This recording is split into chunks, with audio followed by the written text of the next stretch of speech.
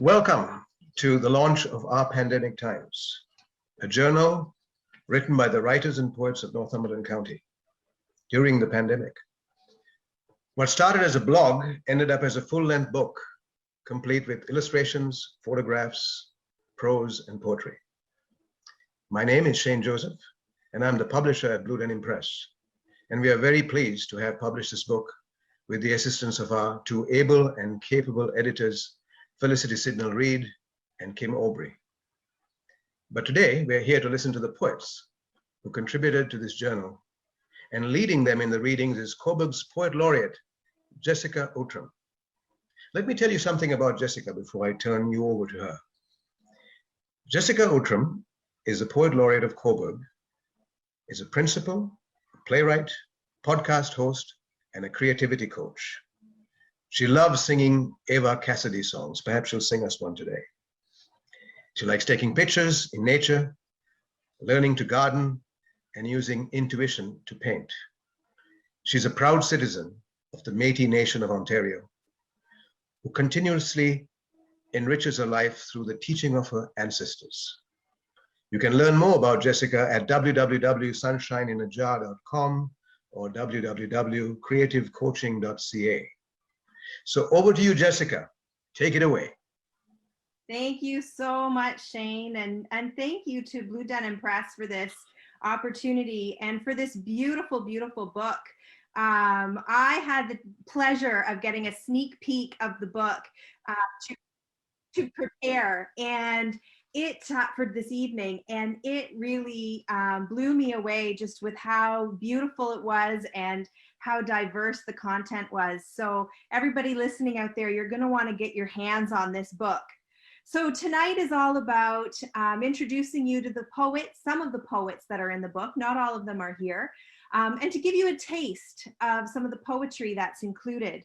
So we're going to go through and I'm going to introduce each poet for you. And if there's time, we'll have a little bit of a chat as we go along, and you'll get a chance to see a little bit about what's in the book. So our first poet that we have up is one of the co-editors, Felicity Sidnell-Reid. And she is a poet, a short story and memoir writer whose work has been published in a variety of anthologies and journals.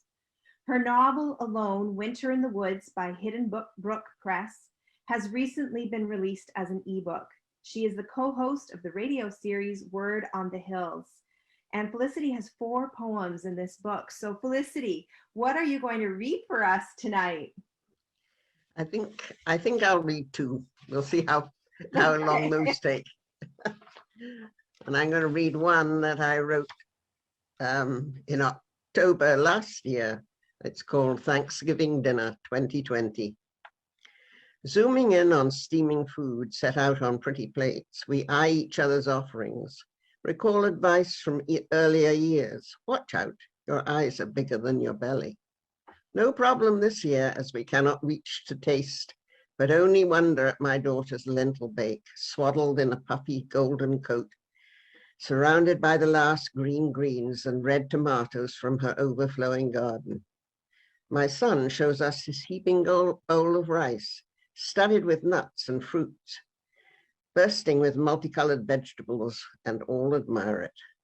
I pay homage to their vegan principles with a plate of sweet potato curry, rice, and yet more salad. We raise our glasses, wishing each other happy Thanksgiving, grateful we can see and talk, even engage in similar separate actions. Silently, we dream of next year, hoping we'll share the cooking and the food together. So, still hoping. Hopefully we'll be able to gather for Thanksgiving in October. My Right. fingers and toes are crossed.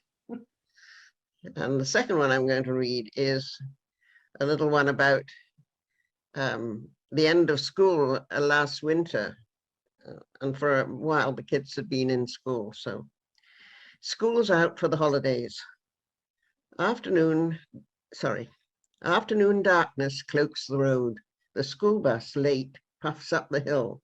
Its stop signs shoot out left and right as it stands still. Scarlet paddles open, glow on pumpkin coach, not yellow school bus, as small dark shadows, fearing naught, leap into the piled up snow, towards a string of diamond lights, each cluster marking someone's house. A band of spirits twirl and dance. They call like birds in their delight, as lit up firs show them the way, and reindeer on a rooftop prance. So there's a taste, Jessica. How's that? Thank you. That's wonderful. And how has the pandemic been for you? Have you been able to stay connected to writers during this time? Yes, well, one way we did that was to institute the journal, and it was delightful to get so many responses, and very different responses. So I think it makes for an interesting book. And then apart from that, we set up some critique groups, and some of the people here belong to them, and I do, and those have been very enjoyable and helpful. And doing things on Zoom like that, having a small group and working on something like poetry, I find is a very successful mode of discussion. It focuses, you're focused on the subject, and it's very, very stimulating and inspiring. Oh, that's just so wonderful to hear. Do you think that some of these tools that you've been using will continue even after? I hope so. Yeah. Great. Well, thank you so much, Felicity, and thank you for your hard work in co-editing this beautiful book. I'm going to introduce our next writer now. Anthony DiNardo is the author of 5 books of poetry, most recently Skylight and Gone Missing. His poem May, June, July was winner of Exile's Poetry Prize and nominated for a National Magazine Award. His work has been translated into several languages and can be found in journals across Canada and internationally. And Anthony has 5 poems in this collection, which is such a delight. And what will you be reading for us today? I'll be reading 4 of them, all of them quite short, so I think I'll be able to stay within the guidelines. I'll start with the Radio Classique Montréal, because that was probably my go-to station during most of the lockdown. In some ways it still is. I probably should have called it, Radio Pandemique would have been a more appropriate title for this one. Here it is, Radio Classique Montréal. I'm out of sorts, and I want to use the word penumbra in a sentence. There, I've said it. I was reading Richard Brautigan all day yesterday, and Girl is the title of that Beatles song I just remembered. And I remembered 2 bushels of apples, pecks of muscatel grapes, quarts of being indisposed, the cool dips and ponds of dear Quebec, your mind to mine, your back to mine, my back to yours, and you don't have to be infected. To be affected is what I heard crackling out of the radio at 7 this morning while thinking, I love your back next to mine. Next poem is called Nickel, and Nickel is the name of a horse, actually. And I think this poem explores that sense of communication we think we have with animals.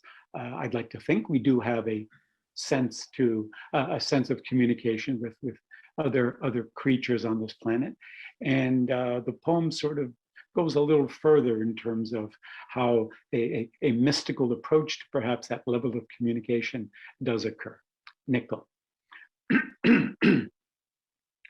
First time for the moon, first time for the sun, first time for the both of us, Nickel and me, him in his field, galloping over to the cedar rail, ears tipped to greet and touch my hand, feel my breath, the trees letting out that 1-syllable sigh they master in the space of a lifetime. For one brief moment, it's electric.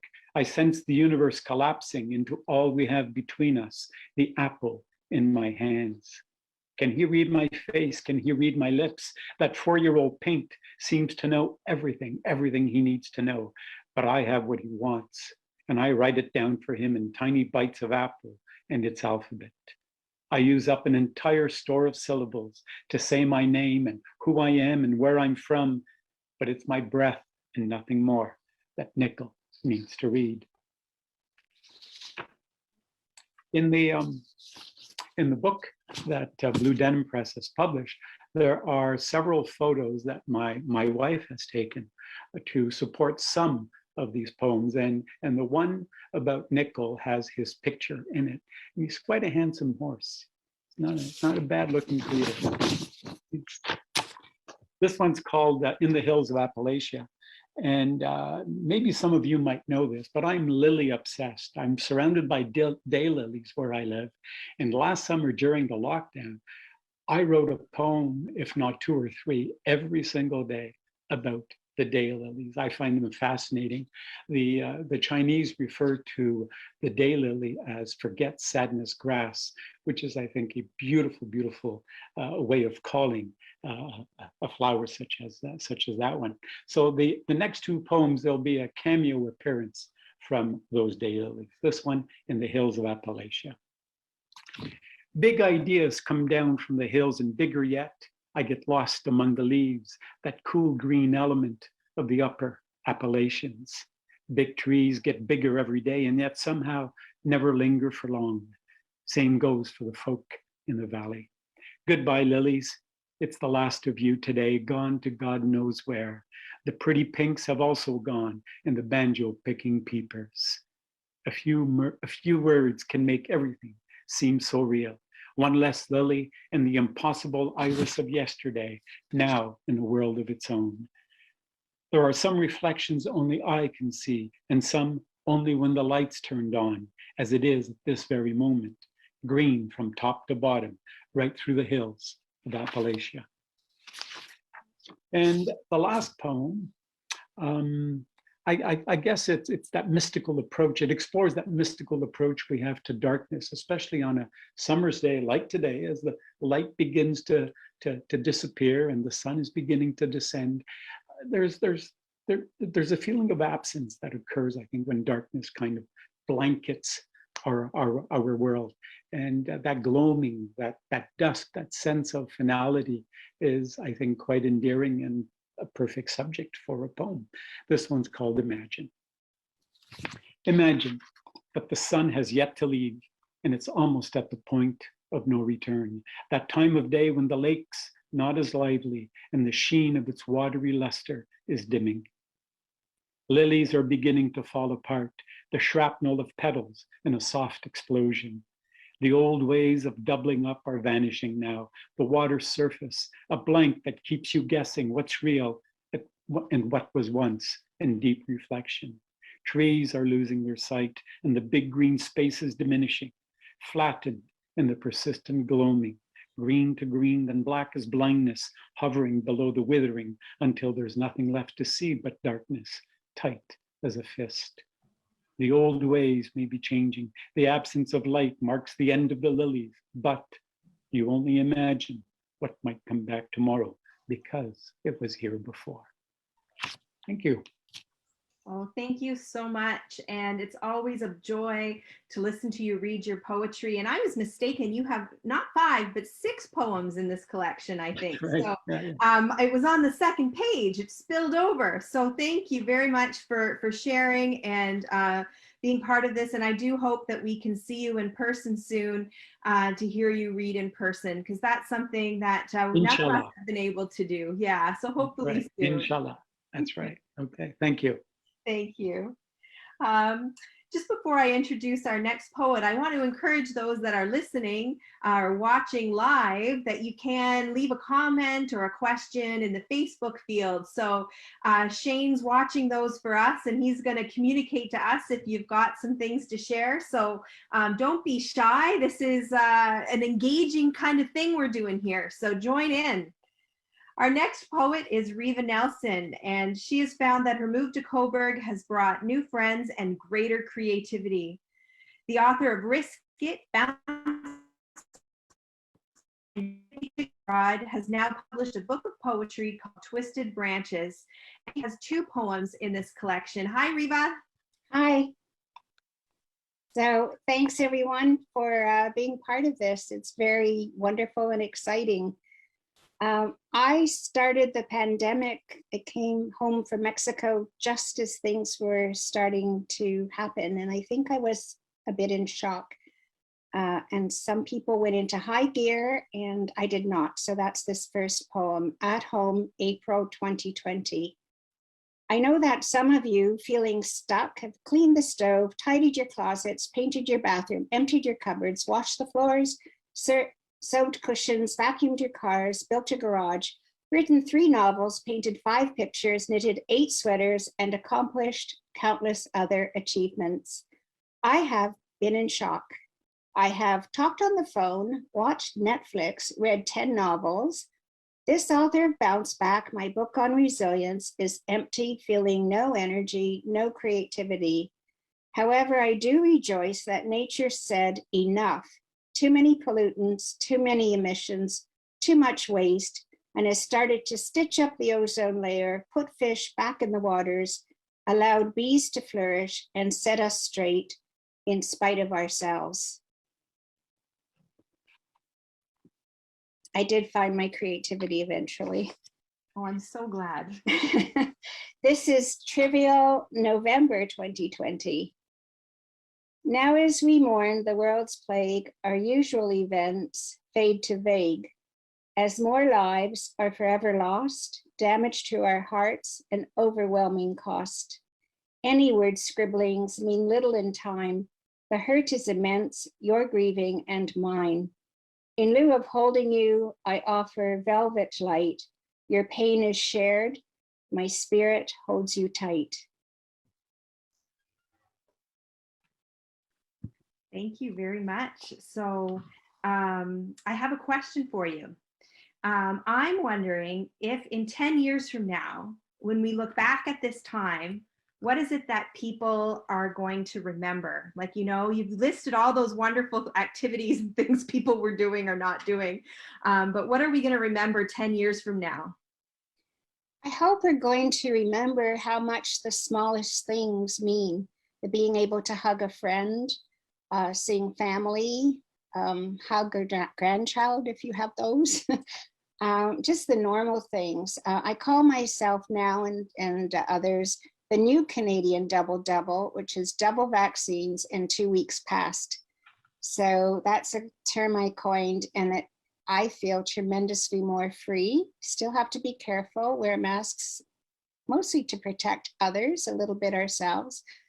But I really hope we remember just how much the small things mean. Staying in touch and hugging friends. Yeah, and I look forward to when we can get out to a patio maybe soon for coffee, Riva. It's always a pleasure. Yes. You've always got so much wisdom to share. So Thank you, and you thank too, you. Jessica. Thank you. I always think you're about 20 years younger than you are, so you constantly surprise me. Excellent. Oh, you're not 12 after all. Thank you. Thank you. So again, just to encourage anybody who's listening or watching our stream that you can post your questions in the comments under the video, and then Shane will communicate those to us. Our next poet is Cynthia Reyes, and she started creative writing as a young child in the Jamaican countryside. Since then, she has produced many short stories, magazine features, books, and TV programs for children and adults. She has won many awards for her work. But Cynthia suffers from imposter syndrome when it comes to her poems. She is over the moon happy and honored that her poem was chosen for our pandemic times. And I am just thrilled that you're here, and I can't wait to hear you read. So welcome, Cynthia. Thank you, Jessica. So I shall read a poem called What Remains. And I actually nicknamed it Poem because it's one of those streams of thoughts and words that just came pouring out of my heart one autumn morning. And I barely did any editing at all. I just wrote. So it's my kind of poem, I guess. The colors have come and gone. You know the ones revered in poems and short stories, in blog posts and books, the reds, the golds, the crimsons, deep pinks and oranges and apricots, dazzling us with their glamour, then falling in the cold winds of November, turning brown and dry on the earth below. And what remains? What remains is what was here before, the sturdy trunks of oaks and maples, rooted in the hillsides of our little valley, with gray-brown bark their only cover. The birches, beeches, cedars, the dogwood, spruce, and willows, branches giving rest to birds in flight. The robins in their dozens, the doves in their pairs, a jay flashing its blue, white, black, and gray, an avian caravan on its way, the annual trip to somewhere warm. And what remains?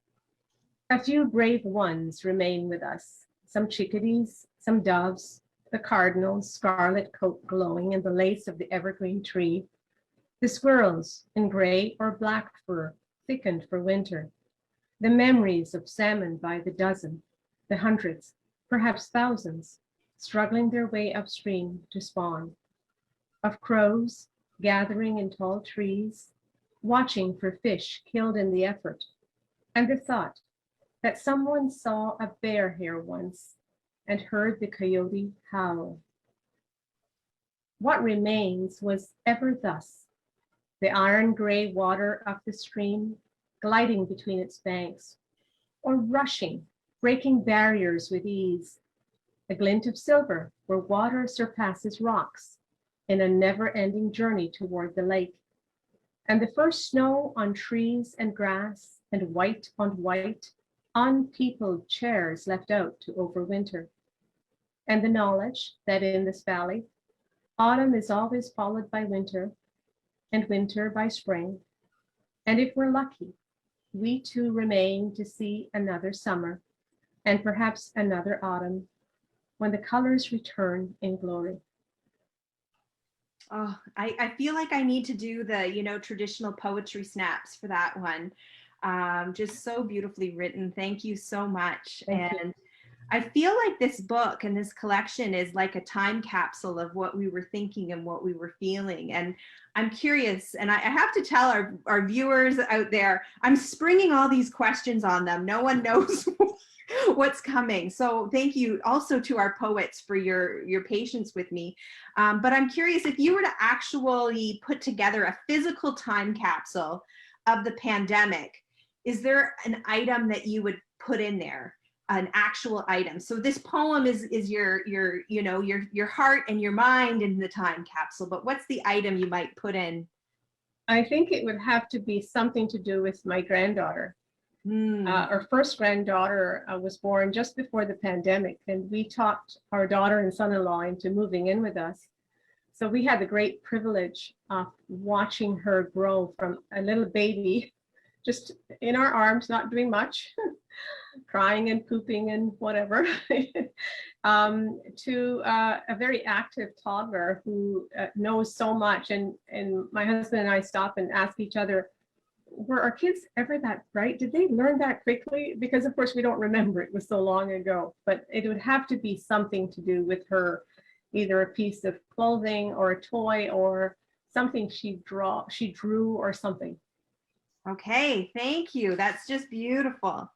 All right, well, I'm going to introduce our next poet now, and it is Linda Hutzel Manning.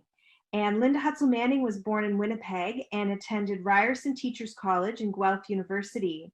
She's published 13 children's books, a novella, Heads I Win, a novel, That Summer in Franklin with Second Story Press, a 2-act comedy called A Certain Singing Teacher, and her memoir, Fearless and Determined, by Blue Denim Press in 2019.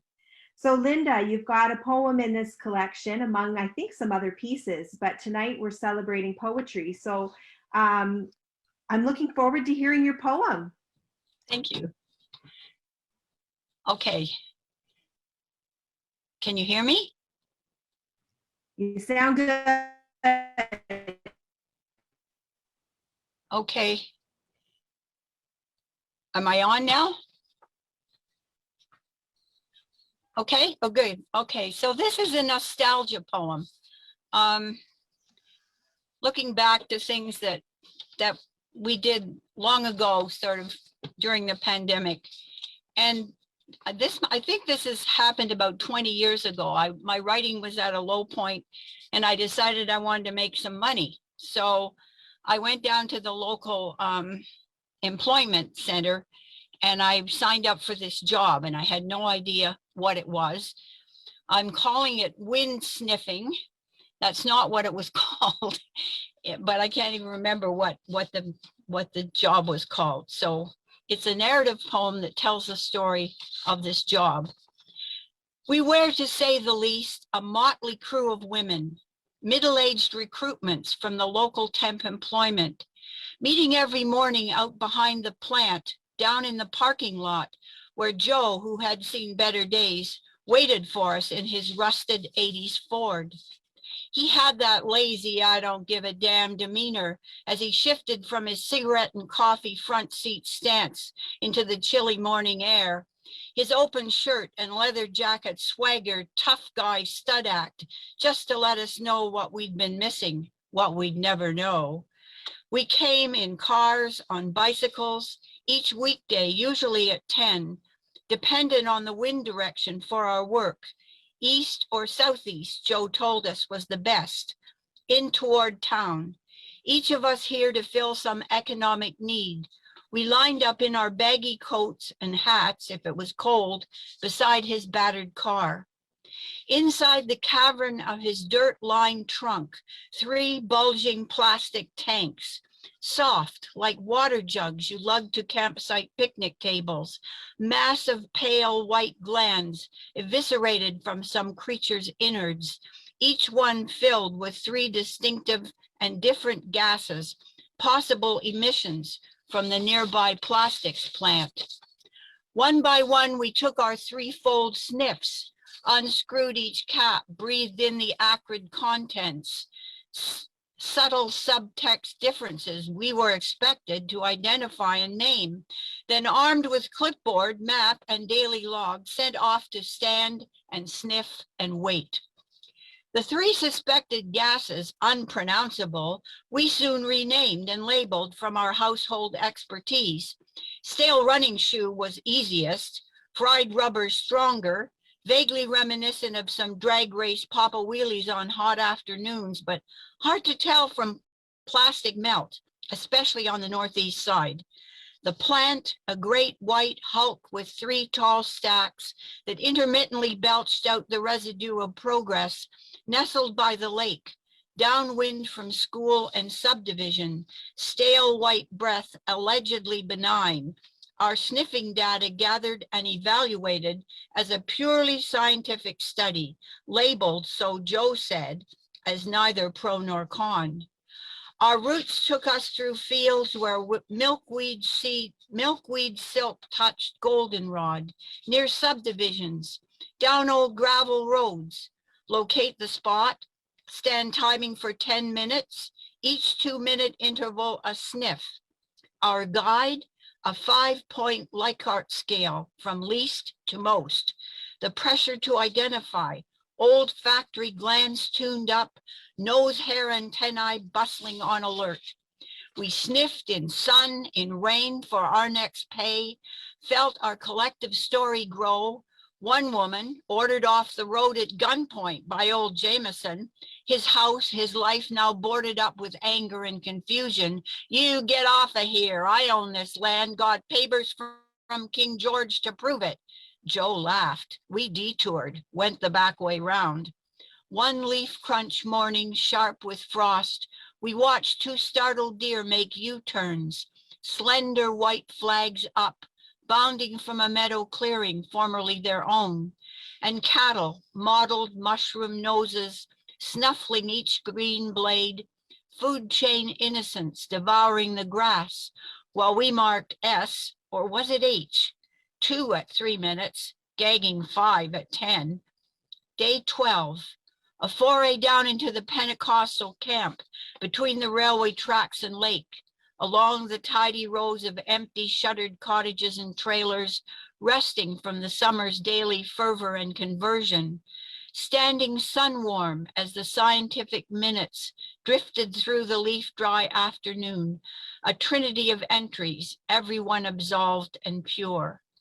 The daily trek back to the parking lot, role switching to our other lives, the camaraderie accumulated, stored in footsteps, passing comments, rain, wet faces tracking minutes in the wind, that still faint image of us all lined up across an open field, one after one, a silent row of wise old hags like bloodhounds sniffing in the wind. Thank you so much. I'm just always so impressed by your writing, Linda, and I think you just mustn't sleep. I think that you just must be writing 24 hours a day, 7 days a week, because you've been mastering every form there is. Now, we had a question come in from our viewers, and I wanted to share it with you, Linda. Okay. So you had an answer for this. So one of our viewers has asked, how does one dig deep for poetic inspiration while facing the panic of an unknown disease? Anything come to mind? It's a big question, right? It's a big question. So we're facing this anxiety of this big disease.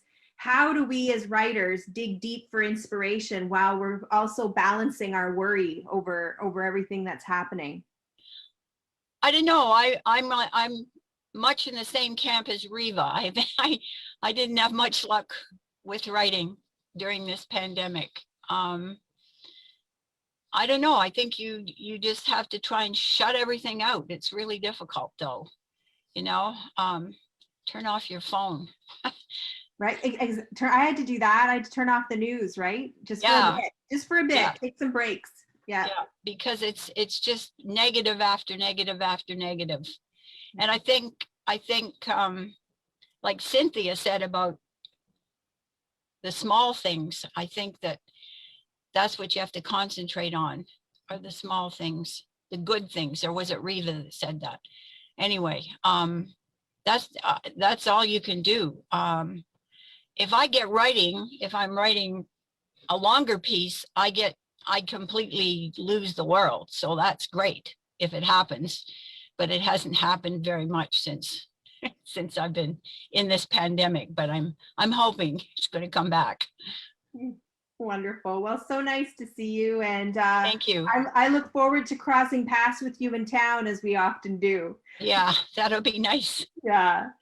Our next poet is Ted Amsden, and he was the Poet Laureate of Coburg for 6 years because he could shout in public. He recently completed The Last of the Red Hot Egos, a novel about a photojournalist working in a declining newsroom on a story about closed-mouthed cops who finds when his past comes calling, he suddenly has a story for the ages. Hi, Ted. Hey, how are you? I'm great. How are you? I love your backdrop there. Just so beautiful. That's Wooler, just so you know. That's not Northumberland, that's Wooler. Okay. Thanks for the clarification. Yes, well, I am a photographer, so I have to show off my my pictures, right? I'm so glad that you did. Next time, I think maybe you could give one to each of us so we could all feature a different one of your photographs. I have been known to share my pictures with people that are on Zoom quite a bit. All right, so you have a poem for us. You've got 2 poems in this collection. What will you be reading tonight? Well, I'm going to read In the Cosmic Wind. We'll see how the time goes. I was quite lonely during the COVID period. I'm already a bit of an introvert, and as I live alone, I found my loneliness overbearing at times. I was able to do quite a bit of work. Very happy about that. And I wrote this poem about March or April or May of last year. And I guess I started to, because of my loneliness, I started saying hello to all my friends that had passed away and shouting their names out once a day. I have their pictures on my fridge. You'll recognize a couple of the names there. And I just got into it. And, it was a happy thing for me, just talking to the guys. Since then, a few other friends have passed on. So I'm going to have to add their names too. And I was thinking today that I would add them to the poem, but I'm not going to, because we're going to go with the poem we've already got in front of us. This is called In the Cosmic Wind. This morning, this bluebell, this be happy morning, this roadkill dropped into the organic bin day, separating my trash, facing the rising sun, in point of shoe crock bound and point of mind held to waste separation tasks. I feel okay. The pandemic does not roam freely inside the county fence. My pyramidal cedars crest the roofline. Soon they will appear in a search engine. The cedars of Lebanon, faint comparison. May Beirut's wounded and hurt curl their fists and thrust them upwards into the face of government incompetence. Yes, this summer day, short shorn, although hair not so much, I trim the blue sail of morning, find the keen line into the wind and shout, hello, Mike 1, hello, Mike 2, hello, David, hello, Eric. All men in the old school sense, all friends. Now together, funeral images held by a single paperclip. Hello, Mike Wallace, hello, Mike Milne, hello, David Medlin, hello, Eric Winter. What say you now, boys? Essence of self reborn or still in staging? Are you really, really dead? This is the roll call of the dearly departed. I shout into the silence of my isolation. Hello, boys. Maybe I should turn you all into fridge magnets. Mike 1, the photographer, says, use studio portraits. Mike 2, the reprobate, laughs like a nasty cherub. David, a bestie, shakes his head. He never knew me creatively. And Eric, the poet, irony becomes him best, ever with a smirk. I shout to tell them that I'm breathing, have tasks before me, feel a need to push back, the world too hot, too crowded, too polluted. Have a big crap, I shout at Flocka 1, the bird formerly known as Blue Jay. Shit yacht owners, consumer junkies, resource stealers, climate deniers, colonialists, into one big steaming pile, encourage angry socialists, happy-faced progressive, green-shouting vegans, dung beetles all, to roll up our resources and recycle them for humanity. But that's just an aside. COVID's got my tongue. I'll not repent. You hear me, boys? Just raising the morning flag. Soon enough, the cosmic wind will carry me onward. You have a safe day, okay, boys? Thank you. I can certainly relate to that loneliness, as I live alone too. And for me, it was my grandmothers that I didn't meet that seemed to capture my attention, that went along the way. But I really love how you've captured those conversations in that poem. So thank you for sharing that. I'm wondering, when we start moving into more normal times, what are you most looking forward to? Oh, drinking on a patio. Hello. Being amongst people. I've gone to Toronto once, and I'm just happy to be amongst people. Happy to be among. I live in Brighton. Brighton's a very small community. Coburg looks busy by comparison, and so seeing actual people on the street. Oh my God. Yeah, so just being amongst people. I love it.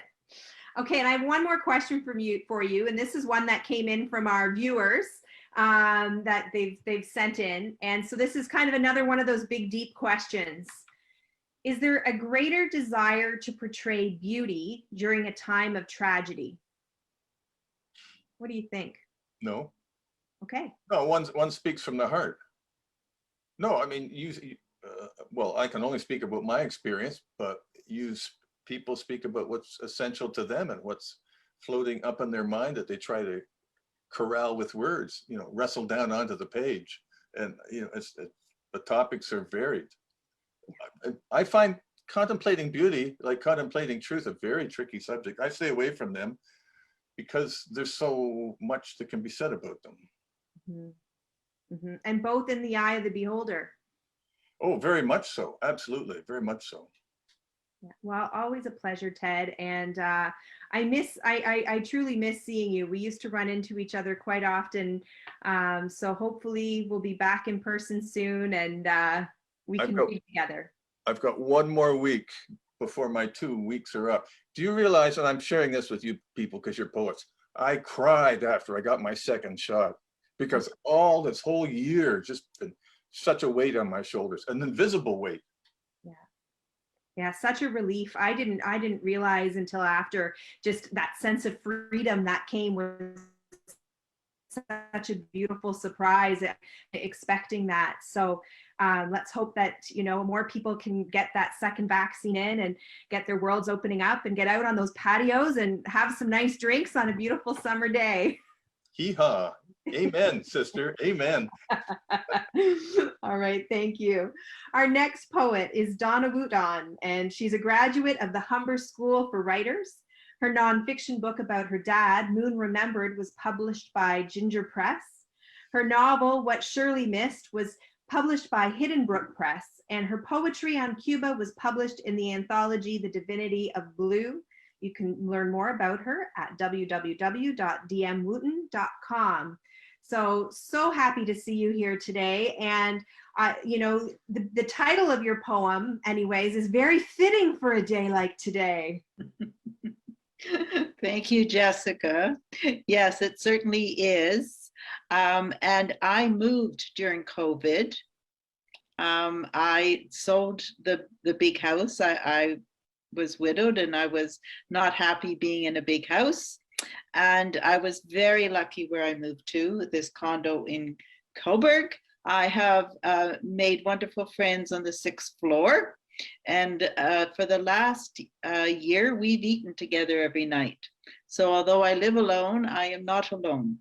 And of course, the advantage of Coburg is that it really is a poetry town because it has poet laureates like you. So I was very inspired to write poetry during these times. And the poem that I am reading that's in the book is called Ode to Summer. On the porch in the shade, visiting, sitting on a wicker chair, a cyclist passes, black spandex shorts, yellow top. Never again will I click my feet into cleats. Hostess agrees. She too broke her ankle recently, hence the visit to commiserate. I broke mine in 2017. We share recovery details. Isn't it fortunate her break happened at the start of COVID-19? Motivated to stay home, she had help, a sister visiting, a son working from home. Always good can be found in everything. We went to the same clinic out of town. It was open during the emergency closure. Both in an air cast, can walk, but she had surgery. Mine was a clean break, bone mended, muscles atrophied. Breeze cools, don't stay long, her ankle swelling. Give her a rest. We'll meet again. Walk home along the shaded sidewalk. Look what I see. A red canoe, a yellow kayak, a wraparound porch, a corner garden, purple clematis, someone walking a dog, skinny legs on pet and owner. Don't break the leg. Two women laughing, another porch visit. This is the town for them. Beautiful porches built a century ago, before air conditioning, so much nicer to be outside than shut up indoors. Now, the sad part is that I'm so glad we did visit because she passed away this spring. So I'm very grateful that I got to visit her during COVID. I'm so sorry. It's been quite a time for loss for people, and seems to make everything feel more magnified during these times.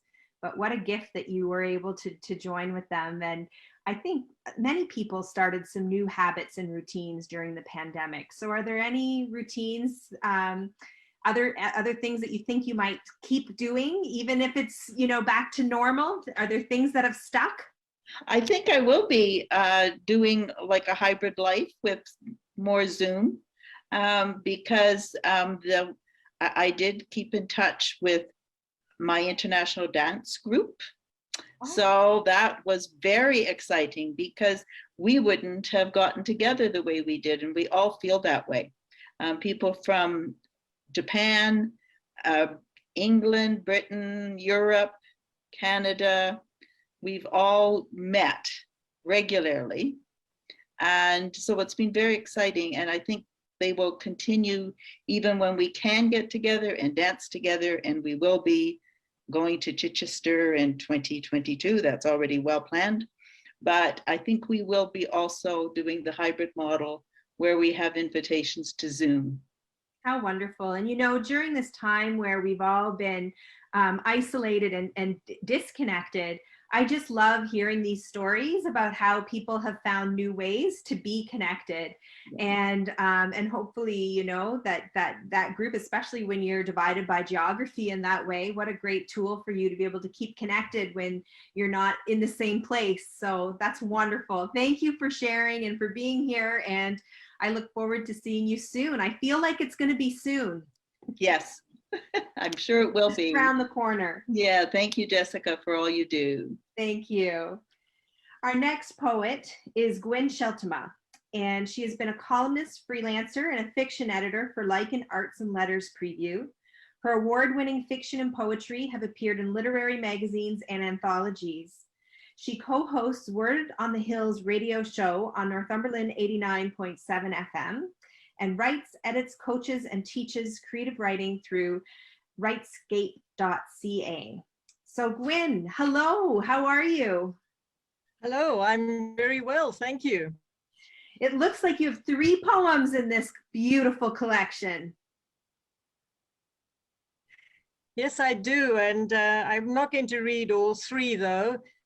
The first poem, Isolation, in the book talks about a lot of the things that people have said here this evening about that feeling of loneliness and the shock of being in a new situation and not being able to write and things like that. And that one covers that. But I'm going to read a poem that was also a big thing all through last year anyway in the pandemic, and that was the politics. It seemed that not only was the pandemic coming at us from every which way, but it didn't matter what radio station, TV station, newspaper, whatever you picked up, there was something about the politics to the south of us. And so this is what this poem is about, and it's called Runaway Train, November 2020. A runaway train hurtles south to the end of the world. Once it wound slowly through great plains and mountains, fueled by adventure and promise. Now its churning wheels run hot, faster and faster, past the hungry and the homeless, the sick and the dying, the forgotten and the cast out. It barrels on, unstoppable, because it did not take the time to stop at those places where it might have gathered strength, been fueled and fine-tuned to run without screeching, without smoke and flying grit. Those that ride first class pull the shades against any new light, intruding upon their card games, hold fast to their toppling piles of chips round every bend, through black tunnels, see nothing but reflections in mirror glass. Track weary, the second-class coaches have fallen into disrepair, indistinguishable from third class. Couplings grow weaker with every tenuous mile. Soon the last link will break, and the few coaches left will race on, occupants oblivious, content in plush seats behind velvet drapes. Broken carriages already pile upon the tracks, and when there are no more clear lines, the train will derail, arc skyward in fire and smoke, hissing and screeching, twisted metal and flying glass. And from the debris, a small clear voice will call to rebuild. A different train. A small clear voice will say, yes, we can. So yeah, that was how the politics was affecting my life. And the other little poem I'm going to read for you was speaks to what Reba had said earlier about suddenly noticing more the little things in your life mean such a lot. And so this one is called Sleeping Cat. A waterfall of sleeping cat spills from my lap, his purr thrumming through my thigh up to my heart. A comfortable heaviness, this curl of cat, rising and falling, and with each breath I take, each low hum of purr, a sleep song of heart harmonies. Thank you. Thank you so much. I'm curious, a number of our poets tonight, and just generally, you know, you hear that this has either been a time of great productivity and creativity for people or limited creativity and productivity. How has it been for you? How has your writing been? Well, it was strange, actually. At the very beginning of the pandemic, I was well into a mystery novel. And barreling along, everything was going fine. You know, I had my plot all worked out and so on and so forth. And then the pandemic hit and I couldn't do it anymore. Somehow it felt irrelevant.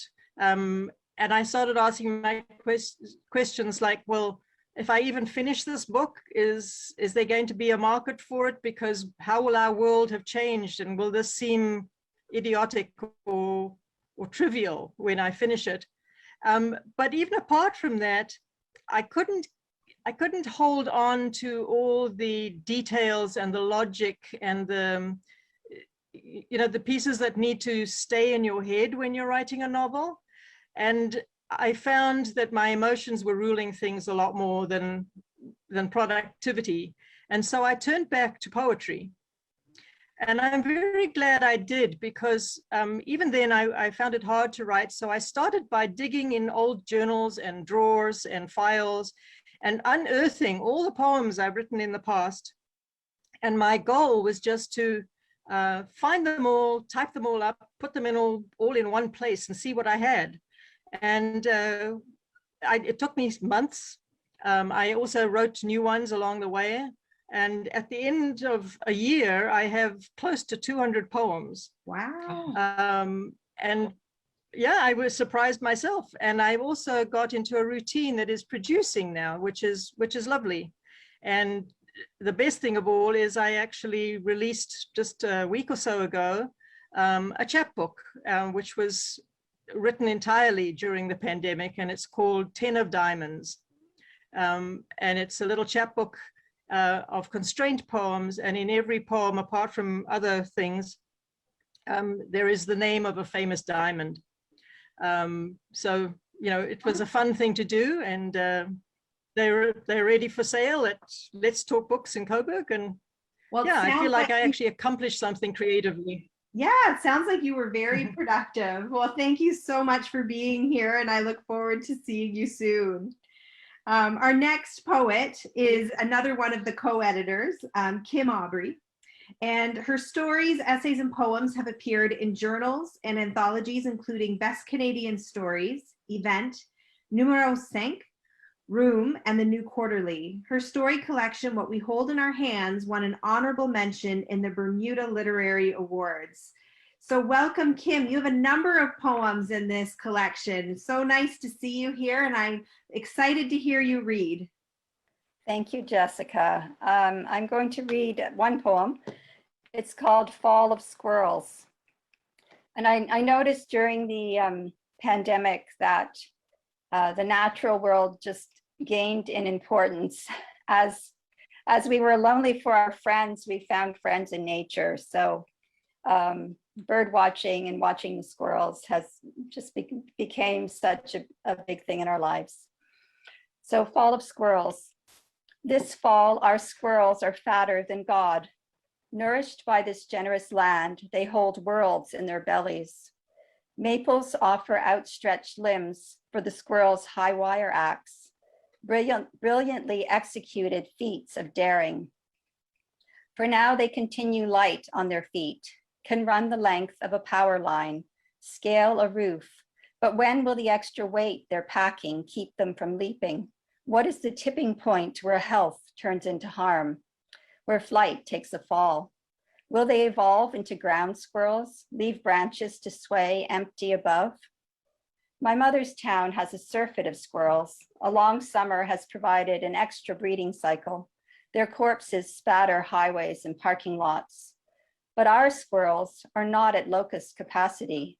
Instead of multiplying their species, they've opted to multiply their cells, grow their own rotund bellies, more tempted to feed than to mate. Unconcerned about preserving the species, they've become self-preserving.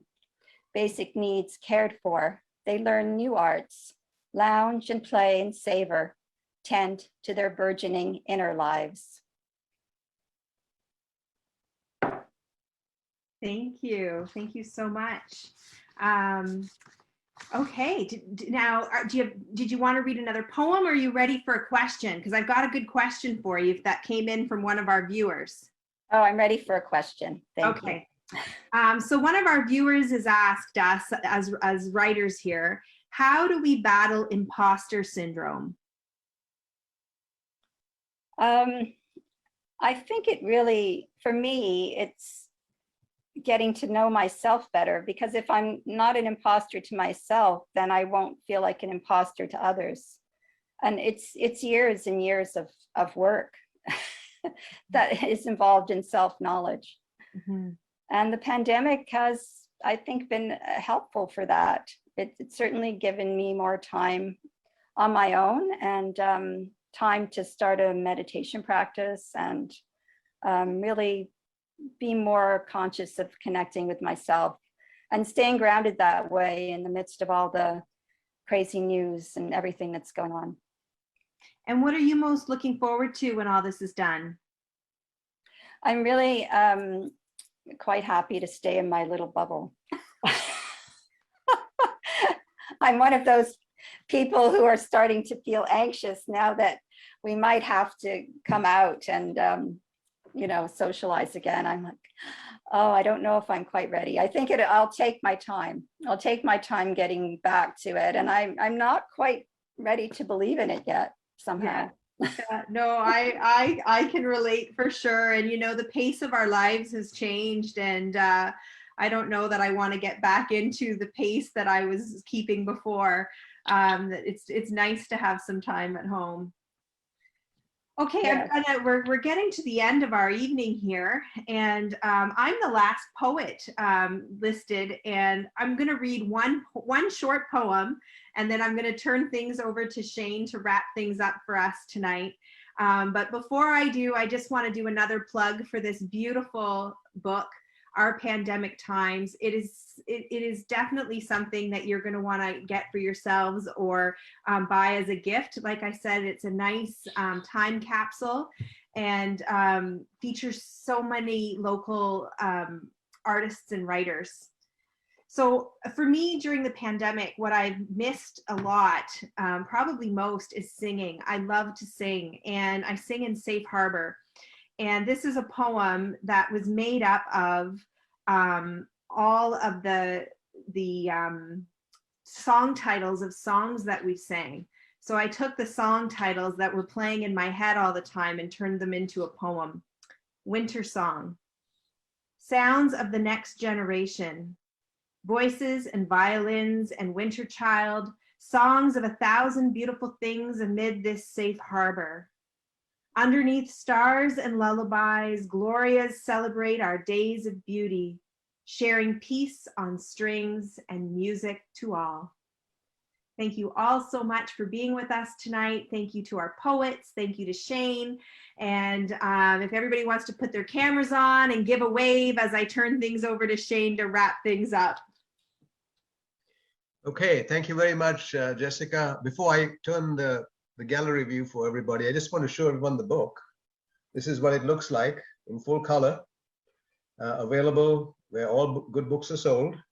The ebook was available on the 15th of June, and the paperback was released today. So it's hot off the press. So now I'm going to turn on the gallery view, and hopefully we can see everybody. There we are. And I guess we can say thank you to everybody. Thank you, Jessica. Thank you, poets. Thank you, Northumberland Festival of the Arts, for making this happen. Thank you to Kim and Felicity for editing the book. And thank you, viewers, for watching us tonight. And with that, I wish you all good night. Wave good night, folks.